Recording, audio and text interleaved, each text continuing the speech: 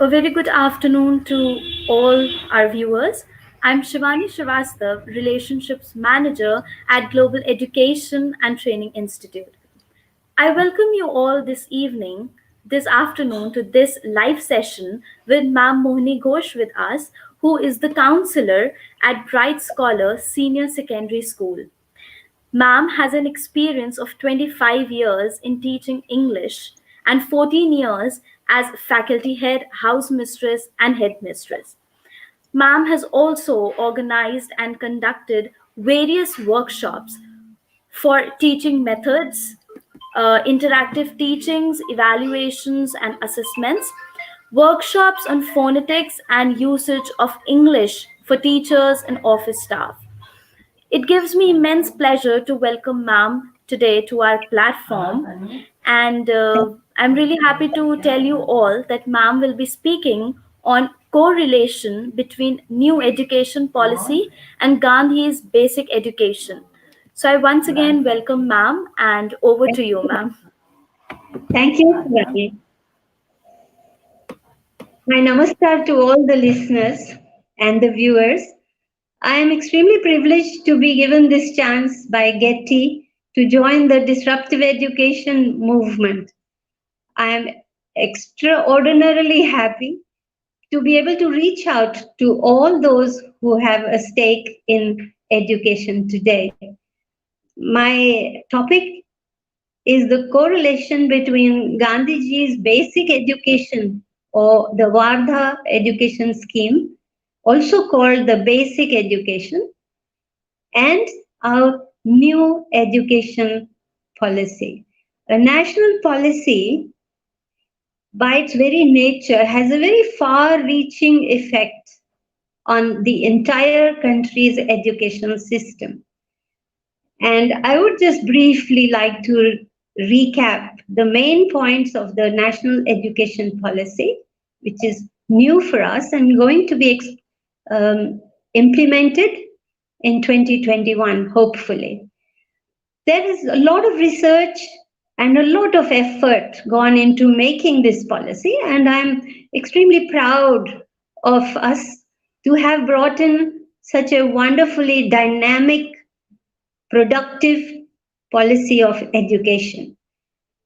The few things that I would like to bring up is the use of regional languages as a medium of instruction up to the foundation stage.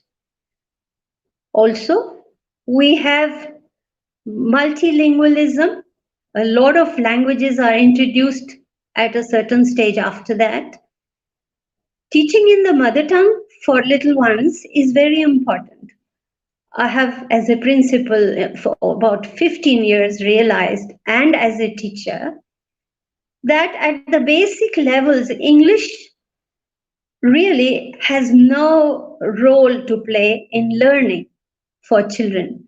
Our children are from various regions of this country, and communication becomes a very difficult possibility for little ones when they are from different mother tongue backgrounds. And our insistence on using English at the basic stages has proved quite futile. Let me remind you, many people never really learn to communicate well at the final stages also. So it is a very wise decision to have introduced regional languages at the primary stages, the preliminary stages. Learning will definitely be better. Another point brought up in the national policy is the 5 plus 3 plus 3 plus 4 plan. It has done a good job in combining the primary, pre-primary stages into the foundation stages as well. So 3 years, what we have been doing as preschool, that is nursery, KG, and prep class, we'll combine these with classes 1 and 2 now.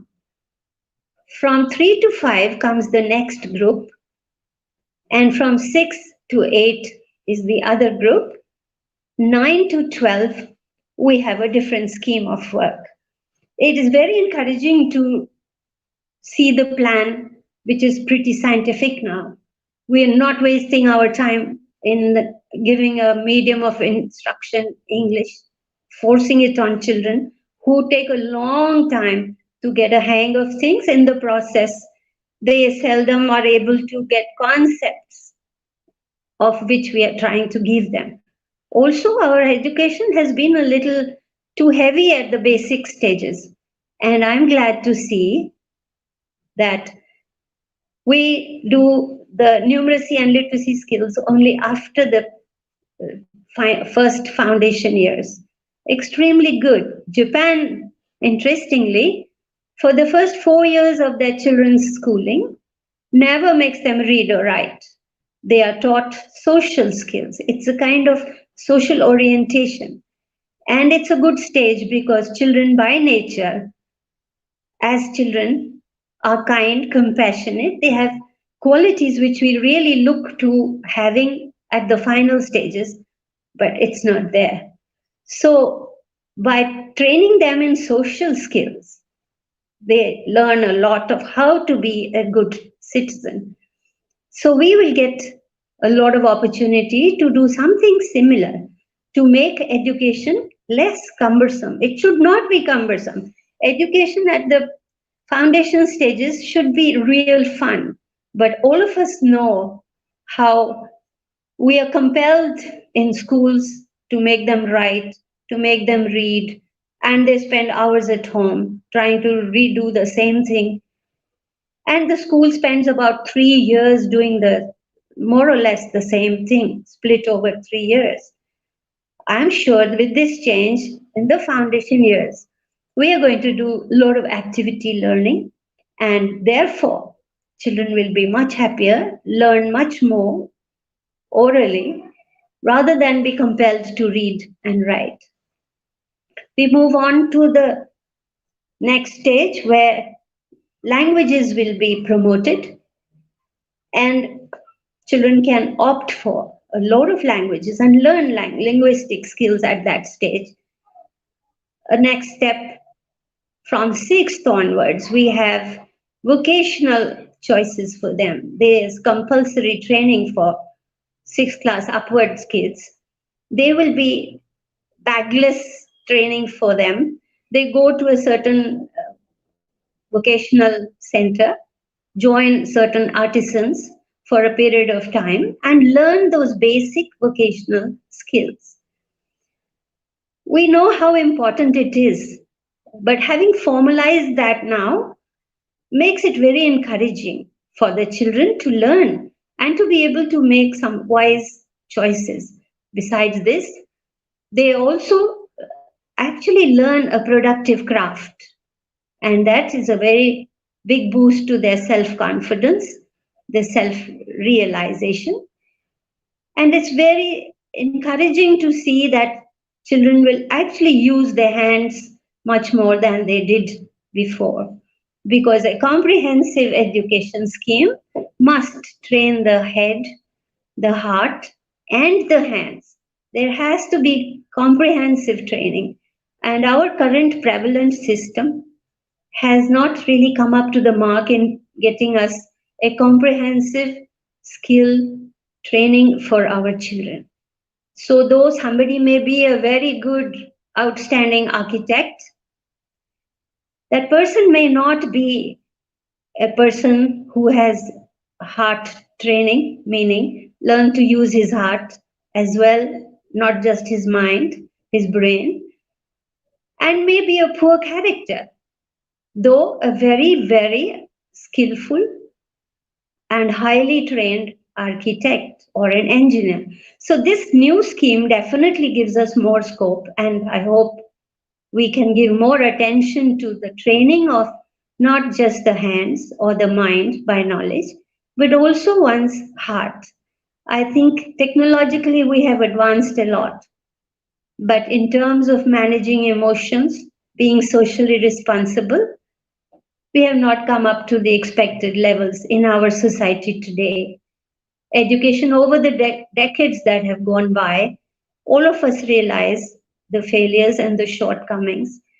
But I'd rather not talk much more about those. let's look forward positively. At the ninth class onward stage, children can choose their subjects. Multidisciplinary education is available. The streams of science, arts, and commerce have been dissolved.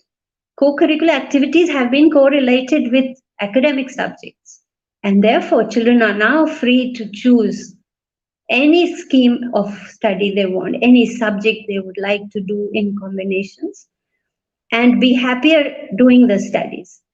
It does not exclude them from certain jobs later on.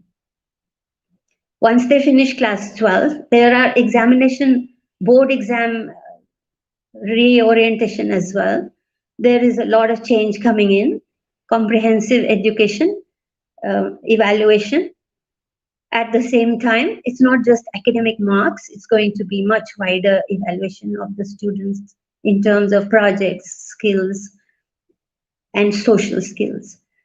So we are very hopeful that the new education policy will actually make a big difference to our outcome, our products. The objective of current education and the new education policy is to get work oriented products, people who will be able to get work and be employable and earn a living. Now let's look at the Gandhian system of education. It's also called the Varda scheme and basic education. All people who have done B.Eds have studied it for their B.Ed exams. Yet, not much of it is actually put into practice by educators. We have enough scope. We have a lot of scope to be able to affiliate important aspects at an individual level as a teacher also. Yet, most people just struggle to finish the syllabus somehow, anyhow, and are unable to really make education a process which influences the head, the heart, as well as the hands. So we hope we can make some adjustments into our new education policy, which in any case has included a few points from the Gandhian system of education, the Varda scheme. The points I would like to point out to you are multilingual teaching, learning, recognizing the regional importance of teaching people in their own regional languages will bring forward a big impact on the understanding, the learning, the knowledge children gain. Initially, this is very important, and the new education policy has actually assimilated this point. The Gandhian system insists on activity-based learning. In fact, work. SUPW is not a new concept. We've implemented it for some time now in CBSE. But the thing to note is, for the present education, work is the final objective to get everybody employable and have employment. In the Gandhian scheme of work, it should be not just productive work, it should be socially useful work. The best way to train people, prepare them for work in real life situations would be what Gandhiji suggested. Right from the primary stages, children must be involved in work as useful work, oriented towards contributing towards society, not just for the individual, which has actually happened in our system. Individuals have become very prosperous, yet half the country is still struggling to even earn a living. Employability has fallen because learning has not taken place, especially skills needed to be learned. That's not happened. And we hope that will now happen with CBSE sending out circulars based on the national policy regarding 4 objectives. One, learning how to do things, how to live together, and how to be. These are important areas. So they learn how to do certain things, skills, they learn how to live together, and they learn to be a citizen, a person, which is so important. Another area this new scheme is working towards is learning skills, skills of cooperation, collaboration, creativity, critical thinking. These are skills which are aimed at with the new policy. There are some literacy skills also, information literacy, materialistic literacy. We need to learn technological literacy as well. Then we have life skills. In life skills, more importance needs to be given, more attention needs to be given. A well educated person must necessarily have qualities of leadership, initiative, be responsible, and be able to contribute towards society. Technologically, we have a lot of knowledge and advancement, but on the humane front, on the front of values and ethics, we have fallen behind. We have been unable to come up to be able to become contributory members towards society, treating our society as an educated person to person. We must have enough respect for each other. We must be able to collaborate.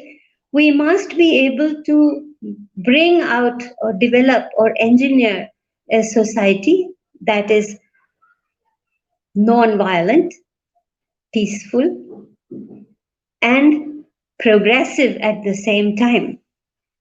So we depend on Gandhiji's basic education to help us through work to become a more just, equitable society.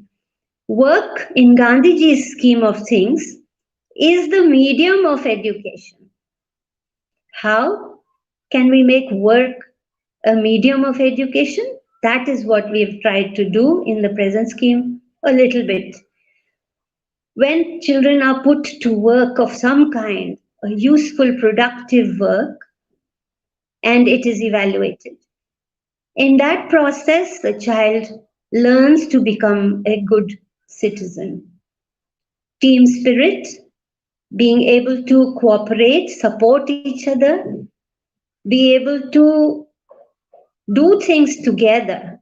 A lot of us are very good at certain things, but we fail to be able to make it in a team. We have no patience. We are not supportive. In fact, technology which has come in has actually made us self centered. And therefore, as individuals, we are very good at our work, we are very successful, very knowledgeable, but our failure comes in the form of a society which is torn by violence, which is not just and equitable, a society where, and we have plenty of examples these days, to see how a human being is not treated as a human being. Also, the technology which has come into our education and our life has actually separated humans from humans. We seldom recognize each other as a human being who has equal rights to food, shelter, a good job, a comfortable, happy life, enough medical aid. We cannot ensure this for all the people in our country today. And The example is this: lately, this whole year, we have switched to distance learning, online learning, and every teacher and every student, I'm sure, has realized the value of face to face teaching. We are able to do work, and my compliments to the teachers who jumped in and actually salvaged a situation where educational process is going on. Yet, direct contact has its own purpose and its own value. Therefore, Gandhiji, in his scheme of things, did not approve much of industrialization and technology. Why? For the same reason that it brings a distance and it brings a division in society if technology is allowed to progress uncontrolled. If industrialization is brought in blindly as a race, it will affect our lives in a very serious way. And Indian society, we all know, has been and still is a very warm society. We treat each other as human beings. And if only we look back into our culture as Indians and Indian education of the past, we would not be the condition we are in today. We have progressed, no doubt, but we have lost a lot of things which are primarily us, ours, our culture, our values. We have kept no place for our culture training, our knowledge sharing, Ayurveda, for example. Technology, for example, there's a lot of research now which is telling us there were Vimans in the ancient times. Temples are carved with Vimans, with objects, unidentified flying objects, carved in stone. So the knowledge we had 2,500 years ago, we have not put to any use. We have left all our cultural things, which is why the new scheme now has brought in Lok Vidya. It's very encouraging to see this. It's actually including what Gandhiji wanted, that we keep our culture intact and then develop and advance for the betterment of all members of our society. So we must keep this in mind, and we are happy to see that Lok Vidya is to be brought in. I feel the major responsibility is on the teachers. Schemes are good, the policies are superb. I think our policy now is superb, yet implementing it is the challenge. And we seriously must ensure, as an individual teacher, as an administrator, as a principal, that we implement it in the right spirit. You see, we had continuous comprehensive evaluation for some time.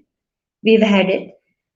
But it's been done in a pressured way, not in the right spirit. In the same way, the scheme of education, the new education policy, needs to be implemented, and teachers and administrators and principals play the major role in bringing about success of this particular policy. So my request to everybody, that the ideas are very good. Only thing, implementing it is going to be the real challenge. We have created a wonderful scheme. It will be implemented, and I'm sure with the efforts CBSE has also made for teacher trainings, for spreading information regarding the new schemes, it's going to have a major impact on our education system in the coming years. But we judge an education system by the products we get. And even though Gandhiji's scheme was put up to the British rulers at that time in 1930, and till 37 it was being debated, but not put into practice for us. That was a big disadvantage for us. And the sooner we implement things which are for us as a culture, you see, everything is not suitable for everybody. The British implemented their education system to create babus, people who would not be thoughtful, thinking individuals, people who would just do paperwork. Another important factor in this system is dignity of labor.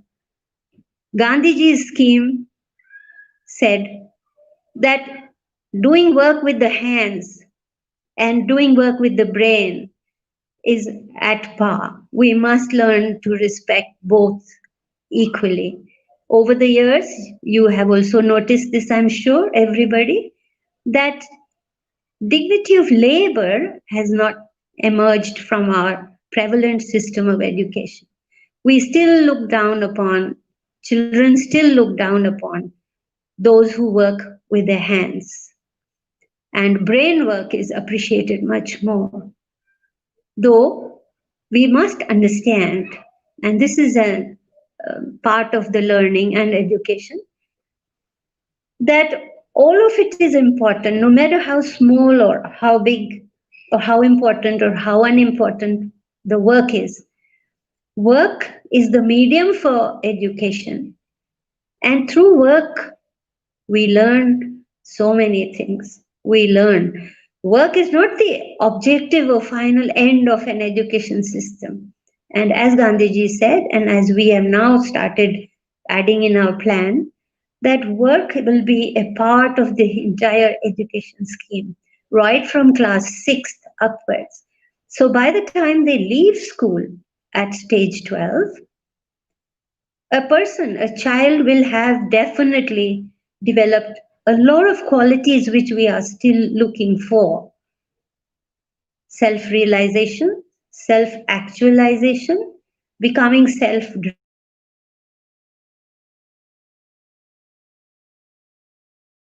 driven, and being able to that that is most important, because we are part of a society. We cannot afford to be individualistic. We have to be part of society and make a contribution to make a better world for our children, for those who have yet to come. And with that, I take leave. Thank you very much for watching. Thank you for your patient listening. And if there are any questions, you could ask them. Thank you so much, ma'am. I think everyone has clearly understood what you were trying to tell us, and even I have very. I've been listening to you, and whatever you have told is very clear in my mind, and I'm sure the educators and everyone listening, they are clear with the concepts too. Uh, I don't find any questions from the audience because you have so beautifully explained everything. The connection between today's education policy and how the policies education system was working. Well, with this, we come to an end to today's session, and I once again thank you, ma'am, for joining in and being a part of Getty's Thank you. disruptive education movement.